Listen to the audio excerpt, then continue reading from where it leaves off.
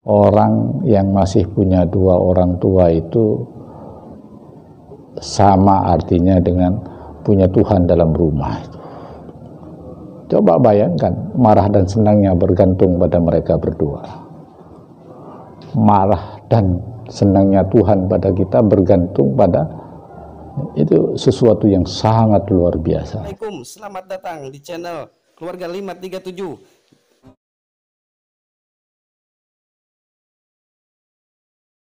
Beberapa hari yang lalu saya kedatangan tamu. Tamu ini rupanya seorang pengusaha. Lalu dia bertanya, apa rahasia sukses dalam berusaha? Saya berpikir,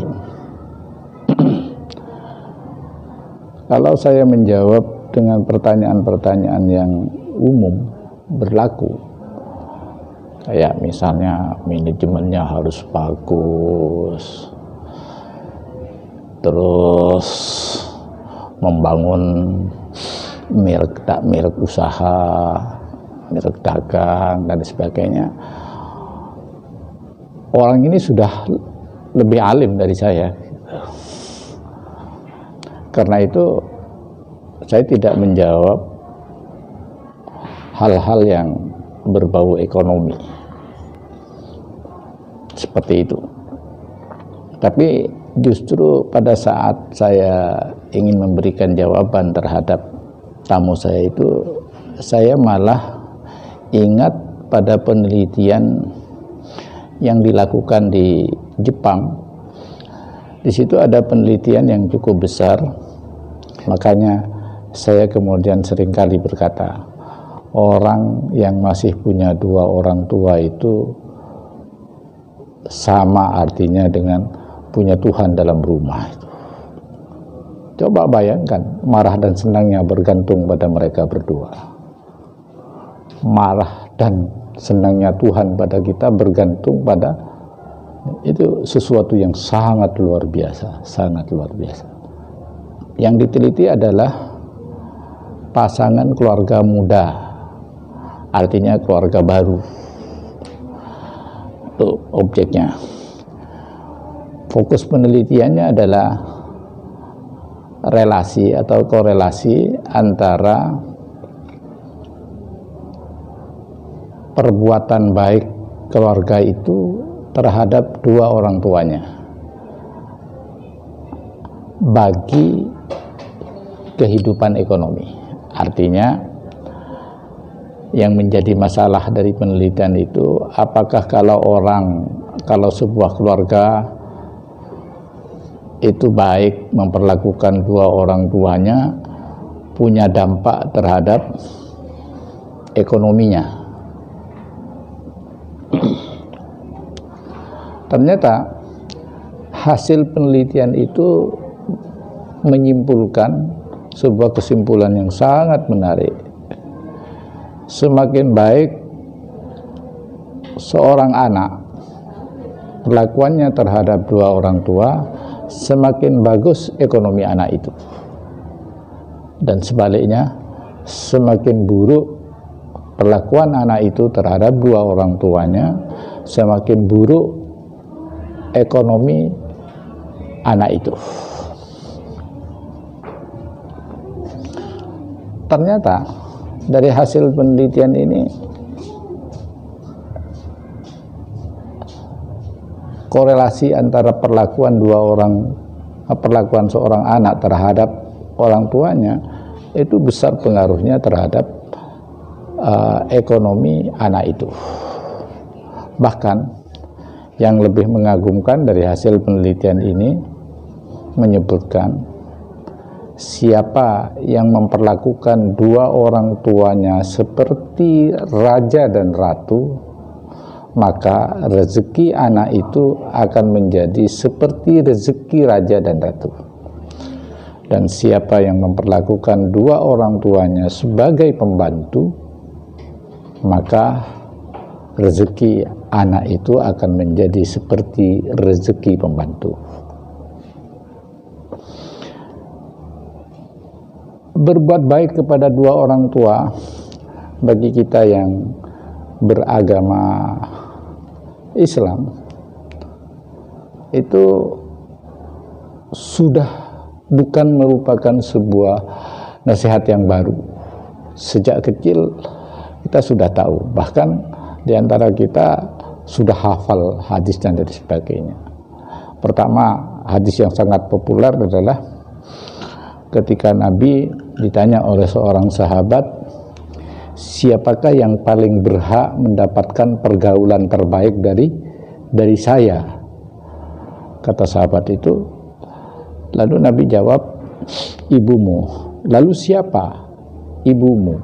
Lalu siapa? Ibumu. Sampai 3 kali Nabi menyebut bahwa ibu adalah manusia yang paling berhak mendapatkan perlakuan terbaik dari kita. Kemudian ketika bertanya lagi, lalu siapa? Baru ayah. Nah, ya, kita tahu ini. Bahkan yang lebih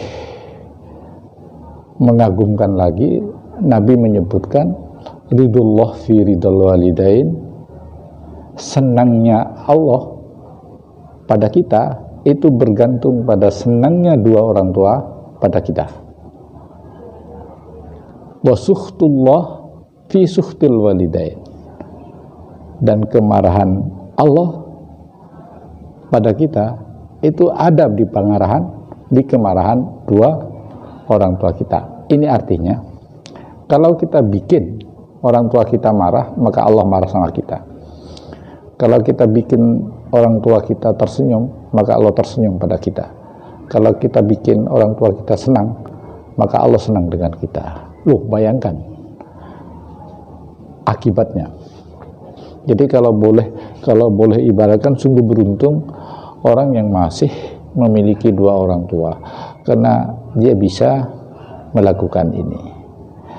Tapi yang perlu dicatat di sini, apa yang dikatakan Nabi tadi itu ternyata bukan sekedar sebuah nasihat spiritual, tapi sudah menjadi hukum kehidupan. Kenapa begitu? Penelitian yang saya sebut tadi itu berlaku di Jepang, di negara yang agamanya tidak seperti agama kita, tapi ternyata perlakuan baik juga berdampak baik pada ekonomi anaknya. Ini menunjukkan bahwa apa yang dikatakan Rasul itu bukan sekedar nasihat spiritual, tapi merupakan hukum pasti dari sebuah kehidupan. Maka hindari semaksimal mungkin untuk membuat dua orang tua kita marah atau tersinggung hatinya, apalagi sampai jengkel dan marah. Tersinggung saja kita harus menghindarinya. Dan kita selalu berusaha untuk tetap bagaimana dua orang tua kita ini senang dengan kita. Bagaimana caranya? Pertama, kita ta'zimi, kita agungkan dengan penghormatan. Nih. Misalnya, kita tidak pernah melampaui beliau dalam urusan-urusan kita.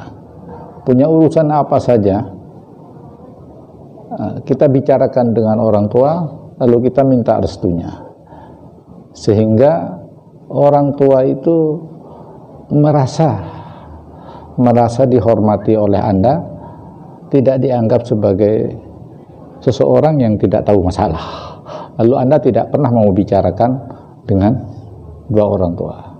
Artinya, apa saja masalah yang kita hadapi, kita beritahu kepada orang tua, lalu kita minta akan restunya agar sukses dalam semua rencana dan usaha Anda. Yang kedua, coba kita lihat kesenangan ibu, kesenangan ayah itu apa. Lalu kita berusaha untuk memberikan hal tersebut. Misalnya, contoh kecil sederhana. Kita tahu ibu kita senang bakso misalnya, lalu kita keluar, mau bawa bakso, beli bakso, lalu berikan pada ibu kita. Benar, jadi kesenangannya.